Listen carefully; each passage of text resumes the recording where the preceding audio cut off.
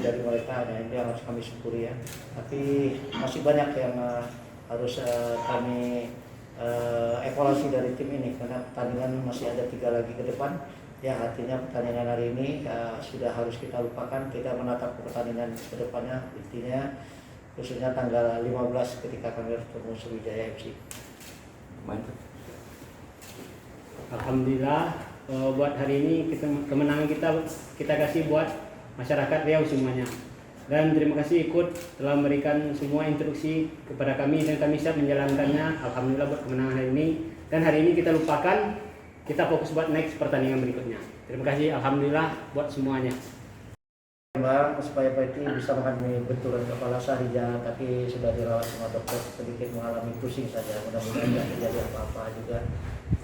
Tadi Andre juga sempat robek kupingnya, ya, tapi sudah diatasi dan tergulangi sama dokter yang ada di sini. Alhamdulillah Andre ya. Kita nanti coach. Untuk Sriwijaya belum bisa, nanti kita pulang dulu, mandi dulu, serah dulu, sholat dulu. Besok kita cerita lagi ke Sriwijaya. Ya Pak Iti ya, kalau saat aku ceritain sekarang kok pasti nggak nelpon aku lagi Pak Iti. Enggak, minta strategi kok nggak mau. Enggak, besok aku pasti nelpon lagi, sama aja.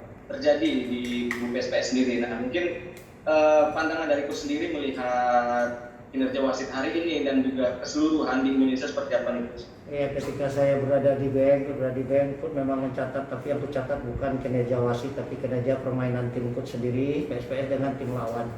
Jadi kalau masalah kinerja wasit seperti apa, nanti tolong Rio nanya aja langsung sama komisi wasitnya di PSSI atau di panitia di sini ya.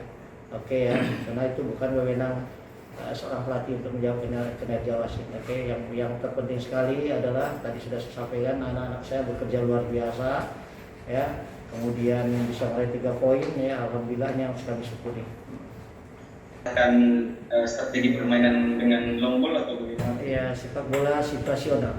Ketika memang kita harus melakukan long ball, ya untuk bisa membuat gol, kita lakukan long ball. Ketika kita bisa melakukan true pass, ya kita lakukan true pass. Ketika memang kita harus melakukan cutback ball dari sisi flanknya, itu kita lakukan. Jadi situasionalnya tergantung. Tapi yang terpenting hal-hal itu ya seperti apa strategi, pasti pelatih sudah menyiapkan ketika di sesi-sesi latihan.